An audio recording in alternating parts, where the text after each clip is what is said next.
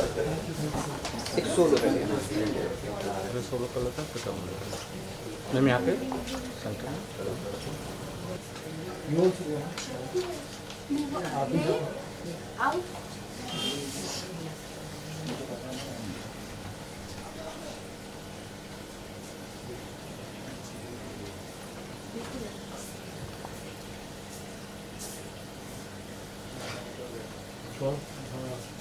Ready. Thank you. Thank you.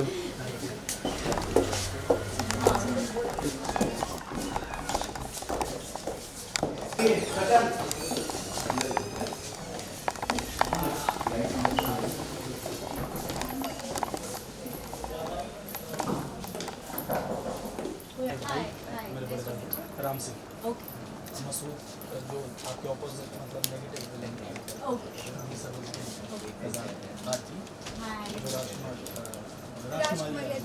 जब मैंने पढ़ा तो मुझे पता चला कि बहुत विमेन के लिए वो बहुत सारे ऐसे अच्छे राइट्स लेकर आई थी उनके लिए काफ़ी सारी चीज़ें जहाँ पर औरतों को या लेडीज़ की जो कम्युनिटी एज अ जेंडर उनको लुक डाउन किया जाता था, तो उनको कैसे बढ़ाया उन्होंने, उनके लिए अच्छे स्टेटस पर लेकर आई उनको, मतलब एक सेम पोजीशन पे लाकर खड़ा किया जहाँ पर आदमी भी था, गिविंग देम द इक्वालिटी। जो एक्शन आपका स्किल्स है रेस 3 में भी दिखाया था, उसके आधार पर ही शायद आपका सिलेक्शन हुआ कि एक्शन। तो ये जो कैरेक्टर प्ले करें दीदा का, तो हाँ। ये जो कैरेक्टर है अमिकटिका 2 में भी ये पर्टिकुलर कैरेक्टर है, तो कितना डिफरेंस होगा उनका और आपका ये जो किरदार है? सर इसका तो जवाब आपको डायरेक्टर ही दे सकते हैं क्योंकि मेकर वो है, मैं नहीं।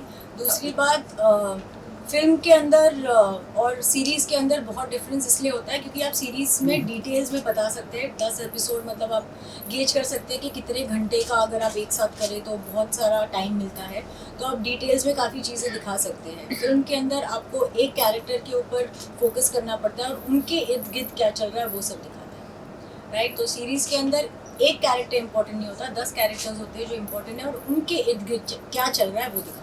एंड दीदा के किरदार की मैं बात करूँ जिन्होंने 40 साल रूल किया है and she is been physically disable, तो कितना आपके लिए चैलेंजिंग था उनका किरदार प्ले करना? आपने इस किरदार को प्ले करने से No, you're getting it wrong. This is just the announcement. We are gonna get into the filming from next month. Yes तो अभी तक मैं फिल्मिंग का एक्सपीरियंस नहीं बता सकती क्योंकि वो अगले महीने से स्टार्ट होना है। यस, बट आपने तो कुछ रिसर्च की रहेगी उस किरदार के बारे में, तो क्या लगता है कितना डिफिकल्ट या फिर कितना चैलेंजिंग आपके लिए? डेफिनेटली चैलेंजिंग होगा, स्पेशली जो वॉरियर पार्ट था उनका, वो जो तो जो हिसाब से उनको वॉर्स में जाती थी, फाइट करती थी, तलवारबाजी है, घुड़सवारी है, बहुत सारी चीज़ें हैं क्योंकि वो टाइम पे ऑब्वियसली हमारे पास टेक्नोलॉजी नहीं थी। So there lot of things which take you back to the ancient roots which you have to learn, और हम सब मिलेनियम बेबीज़ हैं, हमको टेक्नोलॉजी के बिना चलता नहीं है। सो हाँ, प्रैक्टिस बहुत लगने वाली है। एंड मेकर्स से सवाल मेरा रहेगा, there are other cast also, can you just tell us something about the cast and introduction थोड़ा सा? हाँ, तो हमारा पहले तो मैं ये क्लियर करना चाहूँगा कि क्वीन दीदा ही एग्जैक्ट कैरेक्टर नहीं है, हम इंस्पायर्ड बाय क्वीन दीदा हैं। तो बेसिकली ये पूरा फिक्शनल कहानी है। और इस सिल्क रूट के बारे में आप लोगों ने पढ़ा, हम सब ने पढ़ा होगा, बचपन से देखा होगा। तो सिल्क रूट जो था अकेला रास्ता था, 14th सेंचुरी पे बेस्ड है ये कहानी, जो पूरे वर्ल्ड का ट्रेड होता था, बिजनेस होता था। तो अभी तक क्या है, हम जितने भी हिस्टोरिकल देखते हैं सब्जेक्ट्स, तो कहीं ना कहीं पर्सनल वॉर और उन चीज़ों के ऊपर ज़्यादा बेस्ड होता है, बट अभी ये बिजनेस के ऊपर है। आपने राजनीति देखी होगी, तो राजनीति के अंदर आपने जो सब चीज़ें देखी हैं उसी तरह की राजनीति यहाँ पे भी होने वाली है, बट वो उस ज़माने में कैसे होती थी वो उसके ऊपर है। एंड उस टाइम पे बिजनेस सिल्क रूट के थ्रू कैसे होता था, वो जो एक रास्ता था जहाँ जो रशिया से स्टार्ट होकर अरब कंट्रीज से होते हुए, काबुल कंदार से होते हुए इंडिया के अंदर पहुँचने का रास्ता, and India and then China. तो इंडिया और चाइना, इंडिया की वैल्यू उस टाइम पे बहुत ज़्यादा थी, बहुत रिच था इंडिया उस टाइम पे, डॉलर से बहुत ज़्यादा वैल्यू करता था इंडिया। तो हर किसी को यहाँ बिजनेस करना था, ट्रेड करना था। देन तो ये उसके बारे में हम जो कैरेक्टर्स हैं, राजनंदिनी का जो कैरेक्टर है वो डेजी शाह प्ले कर रही हैं। उसके बाद जो बड़ी रानी है, जो फर्स्ट वाइफ ऑफ खेमगुप्ता, राजा की जो पहली वाइफ है, वो सारा कर रही है प्ले, जो गजाला नाम है उस कैरेक्टर का। वो एक मुस्लिम क्वीन है और ये राजपूत है। एंड आगे की स्टोरी में कैसे 2 फीमेल्स एंड देन आगे और भी बहुत सारी फीमेल्स को इनकरेज करती हैं। जैसे राजा की छोटी बहन है जो लड़ना चाहती है और वो अच्छी फाइटर भी है, बट उसको कभी मौका नहीं मिला क्योंकि फीमेल्स को हमेशा पीछे रखा जाता था। बट एट लास्ट जब बहुत बड़ा प्रॉब्लम आता है तो सब लोग वॉरियर बन के निकलते हैं, और उसमें फीमेल्स कितना स्ट्रांगली आगे आती हैं। एंड एक तरफ पठान फौज और एक तरफ राजपूताना फौज, तो ये 2 फौज मिल के, ये धर्म की लड़ाई भी नहीं है, ये अपने देश की और अपने सेल्फ रिस्पेक्ट एंड अपने राइट्स की लड़ाई है। तो उसमें वो फीमेल्स कैसे जाके लड़ती हैं एंड आगे क्या होगा क्लाइमेक्स में तो अलग है। एंड देन उसमें ज़्यादा डीप में चला गया। राम सिंह का कैरेक्टर शोएब निकाश शाह कर रहे हैं, ये मेरे बड़े भाई हैं और इन्होंने तो अवार्ड विनिंग फिल्म मंटोस्तान नेटफ्लिक्स पर एंड देन लिहाफ मंटो का ही कैरेक्टर अगेन प्ले किया है। तो वो आप इनसे सवाल पूछ सकते हैं कि इनको कैसा लग रहा है इतनी रियलिस्टिक और अवार्ड विनिंग फिल्म्स करने के बाद आज इस तरह का सब्जेक्ट लगा। तो ये मेरी तरफ से सवाल होगा शोएब से। अच्छा तो अभी तो क्या है कि 1 साल से हम ट्रेनिंग कर रहे हैं इसके लिए, बहुत ही सीरियसनेस के साथ ये प्रोजेक्ट शुरू हुआ, ये बड़ी अच्छी बात है। ऐसा नहीं था कि सिर्फ आउट एंड आउट एक्शन बनाना है तो कुछ एक कहानी और मसाला और एक्शन कर देते हैं। बहुत सारी रिसर्च हुई और बहुत सारी ट्रेनिंग हो रही है। हम सबको सुबह 4-5 बजे उठा के ये लोग 3-4 घंटे जो है वो स्पॉट फाइटिंग और तलवारबाजी सब सिखाते हैं।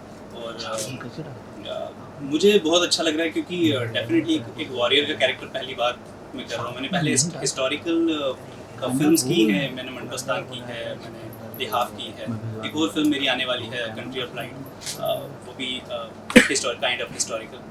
बट ये पहली फिल्म है जो out and out action, entertaining और उसके साथ रिसर्च है बहुत सारी। जैसे कि सिल्क रूट की बात इन्होंने ऑलरेडी कर दी कि वो कितना इम्पोर्टेंट मेरे लिए मुझे जो सबसे इंस्पायरिंग और बड़ा ग्रिपिंग लगा था वो सिल्क रूट लगा था कि एक ही रास्ता था जो हिंदुस्तान के अंदर आता था और वो लाहौरा से होकर गुजरता था तो ही हिंदुस्तान में पहुंचता था।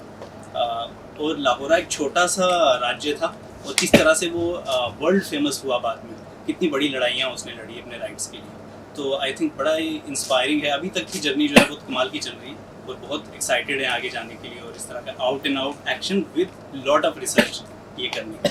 मैं दूसरों को भी इंट्रोड्यूस कर देता हूँ। तो वहाँ अर्जुन मनास हैं, कुछ दाढ़ी भी बढ़ा रहे हैं इस कैरेक्टर के लिए देर से।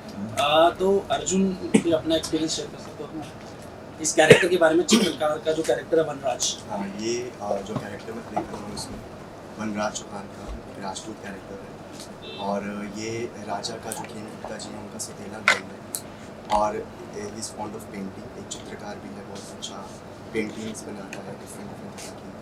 एंड इस कैरेक्टर का रेफरेंस मैं कह सकता हूँ शकुनी जैसा था, उस तरह का कैरेक्टर है, एक लोमड़ी की तरह तेज चालाक और it's a grey character, grey shape तो बैडलेस कैरेक्टर जो आप कह सकते हैं। तो बहुत ही शेड्स डिफरेंट प्ले करने को मुझे इसमें मिल रही है और कहीं ना कहीं इस कैरेक्टर के साथ सिंपैथी भी जुड़ी है क्योंकि इसके साथ कुछ ऐसा गलत हुआ है तो इसको स्टेटस नहीं मिला क्योंकि एक सौतेला भाई है और है तो लेकिन रॉयल फैमिली से ही बिलोंग करता है और इसको कहीं ना कहीं वो ग्रजेस उसके दिल में हमेशा से रही है कि इसको वो ओहदा नहीं मिला उस राज्य में, इसको एक सेक्लूडेड प्लेस में वो रहता है ऑल टाइम।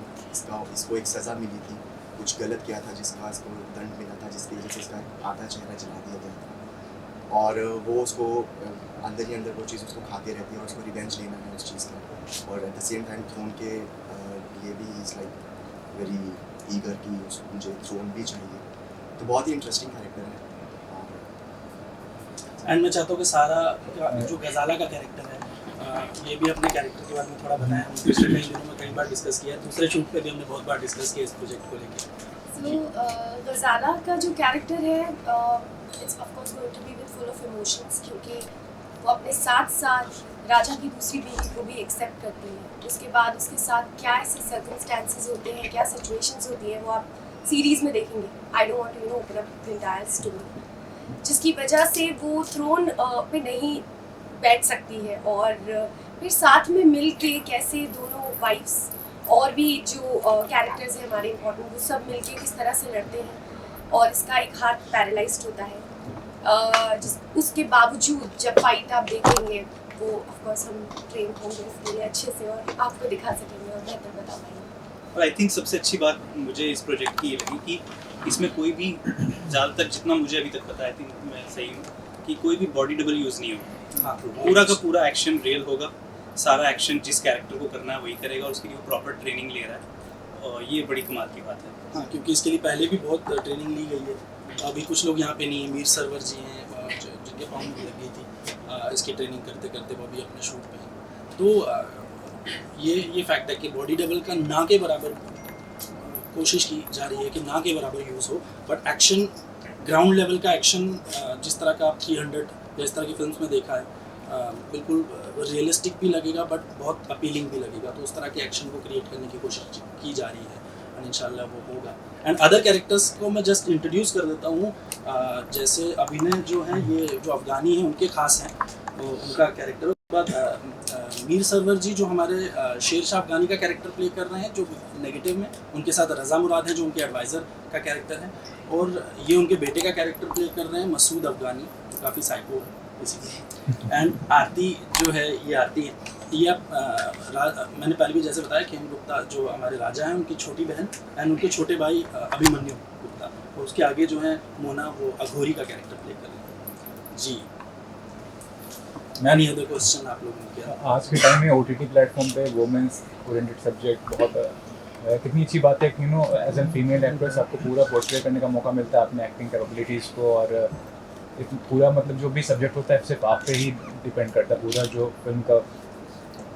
अगर मैं ऑनेस्टली बताऊं तो डर लगता है, क्योंकि एक प्रोजेक्ट को अपने शोल्डर्स पे पूरी तरह से डिपेंड करना बहुत बड़ी रिस्पॉन्सिबिलिटी है। बहुत लोगों का करियर जुड़ा हुआ है, बहुत मतलब it's not about only actors, it's about people who work behind the camera also.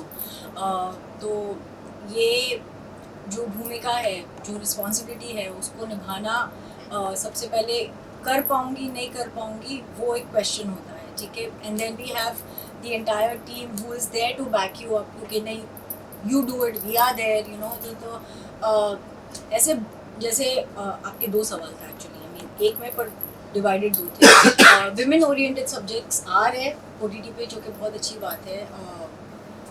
बहुत ऐसी स्टोरीज थी जो विमेन पॉइंट ऑफ व्यू से नहीं देखते थे हम, अभी देखने को मिल रही है।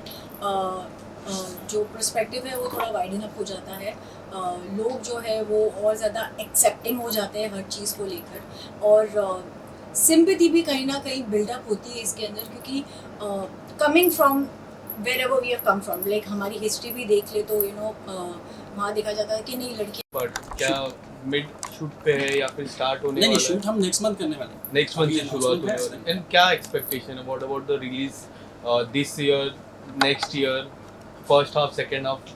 तो basically within 5 to 6 months ये कंप्लीट होगा, और उसके बाद ये रिलीज़ होगा। एंड हम तो बने रहेंगे, हम तो हमारा चलता ही रहेगा बीच बीच में, एंड हम सारी अपडेट्स देते रहेंगे। बट अभी हम अप्रैल और मई के मंथ में जो हमारा पूरा प्लान है, अप्रैल में जून मिड तक में भी हमारा कश्मीर का और इधर का पूरा शूट खत्म हो जाएगा, एंड देन पोस्ट वर्क होगा, एंड देन उसके बाद ही फाइनली हम ये रिवील करेंगे कि ये कहाँ रिलीज़ हो रहा है। Daisy was the first choice. हाँ, मेरी बात इनसे ऑलमोस्ट 1-1.5 साल पहले हुई। 1.5 साल पहले 1.5 साल पहले हमारी बात हुई थी। हम इसको पहले बनाने वाले थे, देन कोई चैनल्स का उतना क्लैरिटी नहीं होने की वजह से कि हम क्लियर नहीं थे कि कहाँ होगा, कैसा होगा, तो वो बीच में आइडिया ड्रॉप हो गया था। एंड देन फिर रिसर्च भी उतनी ज़्यादा नहीं हुई थी, एंड फिर हमने बीच में कुछ अपने दूसरे काम किए, एंड देन फिर वापस से हमने अभी स्टार्ट किया। तो मेरे बड़े भाई हैं राहत काज़मी, उन्होंने फिर as a show creator and as a co writer ये आए, और इन्होंने ये जो इतनी ब्यूटीफुल चीज़ है, इस कहानी का बैकबोन हो गया है, बहुत इंपॉर्टेंट पार्ट हो गया है कि पहले तक ये कहानी सिर्फ ईगो क्लैशेस की थी कि आप, बट आज इसके अंदर लॉजिक्स आ गए हैं, तो वो सब लॉजिक्स ये लेकर आए हैं इस कहानी के अंदर एज अ राइटर। और तो ये प्लान बहुत पहले से था, तो बहुत पहले ही इनसे डिस्कस हुआ था जी। जी आपसे जानना चाहूँगा कि हॉर्स राइडिंग या फिर कुछ ऐसी तलवारबाजी आगे ऐसी कुछ होने दिखने वाली अगर ये है, तो इसकी आप कुछ special training, are you taking any special training for that? I will get into it, yes.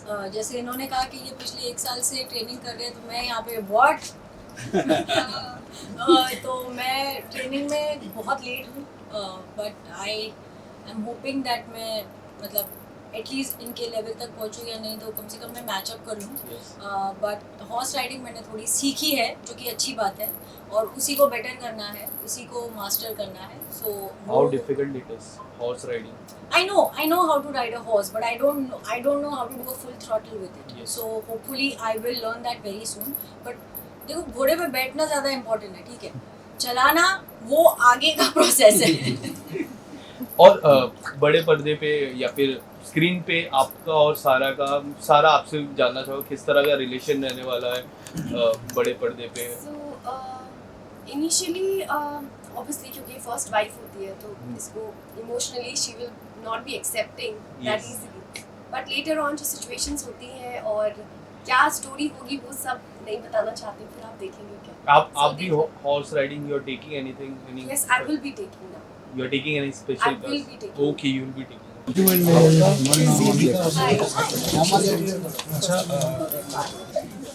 Madam इधर डेजी मैम पीछे लोग आया क्या